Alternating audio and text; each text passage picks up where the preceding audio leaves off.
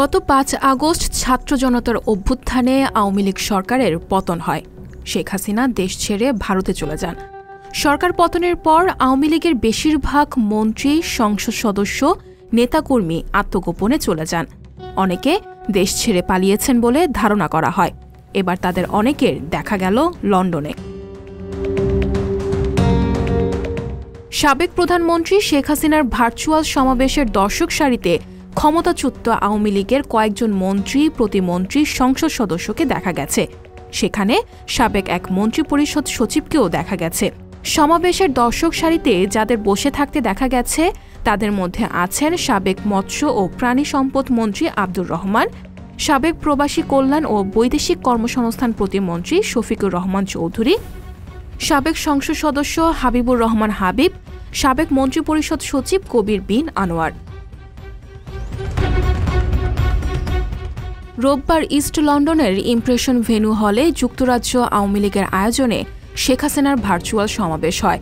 আওয়ামী লীগ সরকারের পতনের পর লন্ডনের এই সমাবেশে প্রথমবারের মতো প্রকাশ্যে দেখা গেল আব্দুর রহমান, শফিকুর রহমান চৌধুরী, হাবিবুর রহমান হাবিব ও কবির বিন আনোয়ারকে।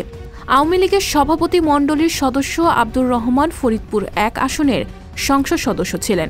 শফিকুর রহমান চৌধুরী সিলেট ২ আসনের সাবেক সংসদ সদস্য, হাবিবুর রহমান হাবিব সিলেট ৩ আসনের সাবেক সংসদ সদস্য, সাবেক মন্ত্রিপরিষদ সচিব কবির বিন আনোয়ারকে গত ৫ জানুয়ারি আওয়ামী লীগের নির্বাচন পরিচালনা কমিটির কো চেয়ারম্যান করা হয়। গত ৫ আগস্ট ছাত্র জনতার অভ্যুত্থানে আওয়ামী লীগ সরকারের পতন হয়। শেখ হাসিনা দেশ ছেড়ে ভারতে চলে যান। তিনি ভারতে অবস্থান করছেন।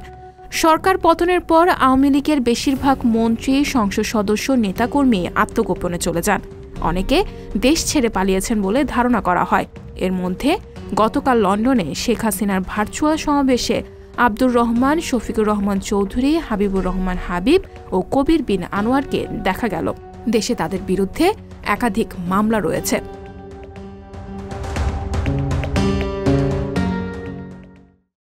সংবাদ, ফিচার ও অনুষ্ঠানের জন্য ভিজিট করুন সংবাদ প্রকাশের ওয়েবসাইট এবং যুক্ত থাকুন ফেসবুক পেজ ও ইউটিউব চ্যানেলের সঙ্গে।